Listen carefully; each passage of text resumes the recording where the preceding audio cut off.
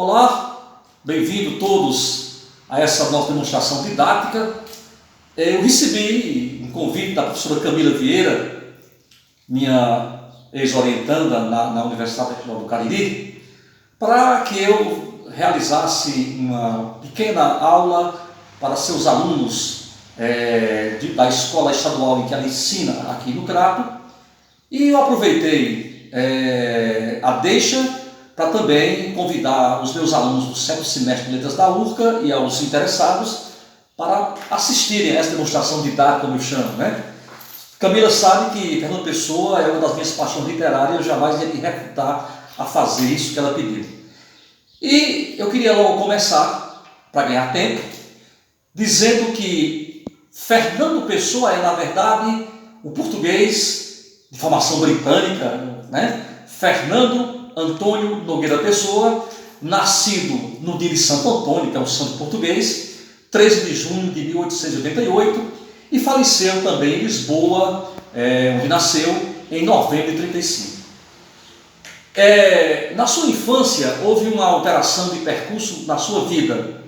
Ele perde o pai muito jovem, muito criança, e a mãe, anos depois, se casa com um cônsul português, e ele vai morar com a família lá na África do Sul, onde vai ter contato inicialmente com a língua inglesa. Uma criança larga o país natal, larga o idioma natal, a cultura portuguesa, e vai ter um contato com a cultura inglesa, que vai marcar profundamente a sua obra e a sua vida. Anos depois eles voltam de férias a Portugal e, posteriormente, Fernando Pessoa volta sozinho para morar com a avó em Portugal. E ele traz 3 livros em inglês. 3 livros que vou chamar aqui de poemas em inglês 1, 2 e 3. Posteriormente, ele vai conhecer Sá Carneiro, Almada Negreiros, Santa Rita Pintor e o brasileiro Ronald de Carvalho. E com eles vão formar o grupo de Orfeu, que vai ser o grupo que vai lançar as bases de um dos primeiros modernismos europeus, que é o português. E a ideia, inclusive, era lançar também o modernismo no Brasil através do Ronald de Carvalho.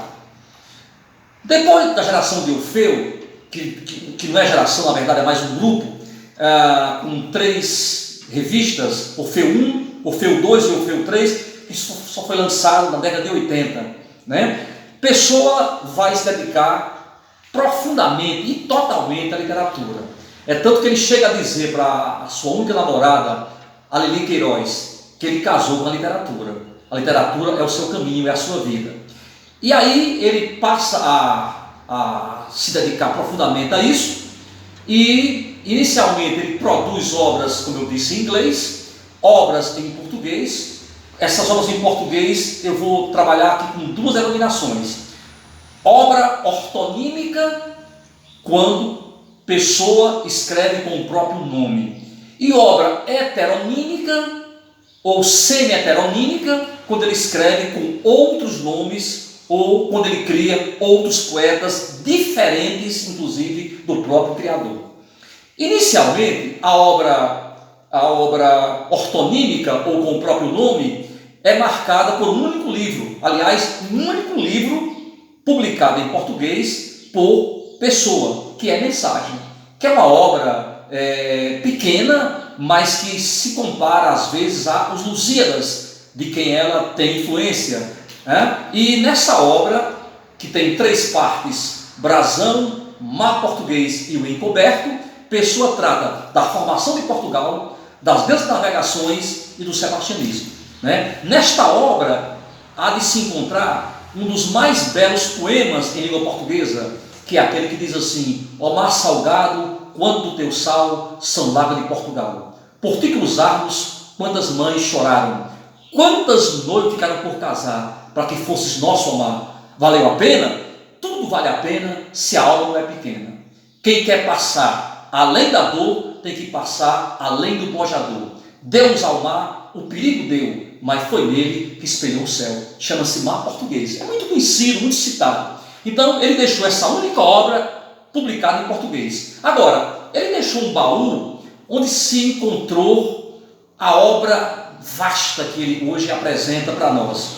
Desse esse ortônio, eu citaria também o livro Cancioneiro, publicado depois da morte dele, e o livro Quadras ao Gosto Popular. De Cancioneiro, eu citaria o poema Qualquer Música, gravado pelo Raimundo Fagner, que eu acho que todo mundo deve conhecer, e também um poema chamado Não Digas Nada, gravado por Ney Matogrosso e os Secos e Molhados. Há vários outros que eu citaria aqui, mas por questão de tempo eu vou deixar esses dois. Agora, em relação à obra heteronímica, ou seja, a obra escrita por outros poetas, criados pela imaginação de cada pessoa, eu citaria aqui 3 poetas sensacionais, que vocês devem conhecer. Primeiro, Alberto Caeiro, que ele chama mestre dos heterônimos. Sem formação acadêmica, morando no campo, ele considera Caeiro o mestre de todos eles, inclusive do próprio Pessoa. De Caeiro, eu citaria um trechinho para mostrar qual é a sua filosofia antifilosófica, qual é a sua posição poética, né, diante da vida. Diz Caeiro: eu sou um guardador de rebanhos, e os rebanhos são os meus pensamentos, e os meus pensamentos são todas sensações. Amar é eterna inocência, e a única inocência é não pensar. Para Caeiro, especular sobre a vida, o que é o amor, o que é a vida, o que é a chuva, o que é o vento? O vento é o vento, a chuva é a chuva, a vida é a vida. Então Caeiro não quer especular filosoficamente. É claro que isso é um pouco difícil, mas ele tenta mostrar que o mais importante na vida são as sensações que eu tenho diante da chuva, diante da flor, diante do vento, e não ficar especulando o que é o vento, que não vou dar a ele, né? Então Caeiro é o mestre do panteísmo, e ele é o mestre do não pensar. E é quem vai marcar profundamente os seus seguidores, os seus discípulos, são os heterônimos. E dos 3 heterônimos que eu vou citar, foi o único que a pessoa matou, né? Foi o Alberto Caeiro. O segundo heterônimo, ele é mais profundo. Ele chama-se Ricardo Reis, é formado em medicina, ele estudou o latim, ele estudou o grego, a mitologia greco-romana, e ele, por ser monarquista, se autoexilou no Brasil, no Rio de Janeiro. Pessoa morreu e deixou Ricardo Reis no Rio de Janeiro. Quem vai trazer Ricardo Reis para Portugal e vai matá-lo não é Pessoa, é outro autor, chamado José Saramago. Recomendo que depois leiam o livro O Ano da Morte de Ricardo Reis de Saramago, que vai tratar da volta de Ricardo Reis a Portugal, e aí Saramago vai dar um fim que Pessoa não deu a esse poeta. Mas o que é que prega, na verdade, o Ricardo Reis? Ricardo Reis prega que nós devemos ver a vida sem desassossegos grandes, sem paixões que levantem a voz. Ele diz: quer gozemos, quer não gozemos, o rio passa, né? Então ele é um adepto da filosofia epicurista, ele é um adepto da filosofia grego-romana, ele defende que o ser humano deve viver, mas sem desassossegos grandes, sem paixões que levantem a voz. Então ele é quase um conselheiro, né? Ele é o poeta que vai dar o aconselhamento, é o poeta que vai dizer qual o caminho a seguir, né? Portanto, Ricardo Reis é, dos 3 heterônimos, o mais filosófico, o que melhor escreve o português, segundo Fernando Pessoa. E o terceiro heterônimo é um dos meus preferidos, né? É o mais louco, é o mais insano, né? Alguns dizem que ele tem 3 fases. Para resumir aqui, outros dizem que ele tem 2 fases. Na primeira fase ele é futurista, ele vai cantar a máquina, a velocidade, a vida moderna, a agitação dos grandes centros. Ele vai ser tipo de Marinetti, né? Que vai ser considerado por muitos como o pai do futurismo. Então, da fase futurista, ele vai dizer, por exemplo, que quer que seu corpo, que ele seja possuído por uma máquina, que ele possa agir como uma máquina, que ele possa ranger como uma máquina e que ele possa encontrar-se profundamente com a agitação da vida moderna. Então essa é a fase futurista em que Álvaro de Campos exalta as novidades da energia, da velocidade, do passo ginástico, da velocidade, do automóvel, do avião. Ele vai até dizer o seguinte, que um automóvel de corrida é mais bonito do que qualquer estátua grega. Então essa fase aí é uma fase de deslumbramento. Depois vai ter a fase de desencantamento, né? a fase que eu chamaria de decadentista, onde Álvaro de Campos vai negar tudo isso que ele teria exaltado inicialmente na primeira fase. É a fase do desencanto, é a fase em que apenas a infância, ou melhor, a lembrança da infância faz com que Álvaro de Campos sinta um pouco de felicidade. Ele vai sempre questionar a sociedade, as normas sociais, os padrões sociais, as religiões, a própria ciência, já que Álvaro de Campos ele é engenheiro naval formado em Glasgow, na Escócia, né? Então ele vai negar a própria profissão dele como engenheiro naval. Dessa fase decadentista, nihilista, né, eu chamaria a atenção para um problema chamado Lisbon Revisited. Há dois com esse nome, 23 e 26. Eu vou citar o de 23, que diz assim: não quero nada. Já disse que não quero nada. Não dá conclusões. Uma conclusão é morrer. Crime daqui é metafísica. Meu Deus, né?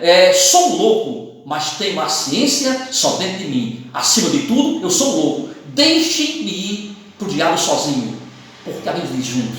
Então, é o desencanto com tudo que você pode imaginar de civilização, de norma, de sociedade. Ele vai negar a própria formação dele, vai negar a própria formação ocidental. Então, o Álvaro de Campos, ele é mais complicado. Por quê? Porque ele tem mais de uma fase, seus versos são muito longos. E outra coisa, ler Álvaro de Campos, teria que você estar gritando, quase declamando seus versos, porque você não pode ler baixinho o Álvaro de Campos, ele é nihilista, destruidor de si próprio. E inclusive, Álvaro de Campos, ele muitas vezes vai servir para uma reflexão sobre a nossa sociedade, essa pandemia que estamos vivendo, essa fome de rede social, essa fome de jogar na rede social nossas coisas mais íntimas e pessoais, às vezes, né? Ele diz assim, como exemplo de como ele é atual, ele diz: todos os meus amigos são campeões de tudo. Só eu levo porrada. Onde é que a gente comum no mundo? Quer dizer, ele faz um diagnóstico de que essa nossa vontade de jogar fora, de aparecer para a sociedade, de aparecer no Facebook, no Instagram, nas redes sociais, sorrindo a todo custo, bebendo nosso vinho a todo custo, mesmo em tempo de pandemia, desobedecendo as regras do isolamento e mostrando um rosto feliz, um rosto realizado. Ele diz: triste sociedade, onde é que há pessoas comuns no mundo? Parece que só eu assumo o que eu sou, só eu levo porrada, todos meus amigos são campeões de tudo. Então eu diria que Álvaro de Campos talvez seja, dos heterônimos, aquele mais propício para representar esse nosso momento hoje de pandemia, de isolamento, de separação, de afastamento social, de conluios políticos, de realizações em áreas ou não amorosas, saúde, financeira. A gente muitas vezes não tem a coragem de fazer o Álvaro de Campos, né? De assumir que não somos aquilo.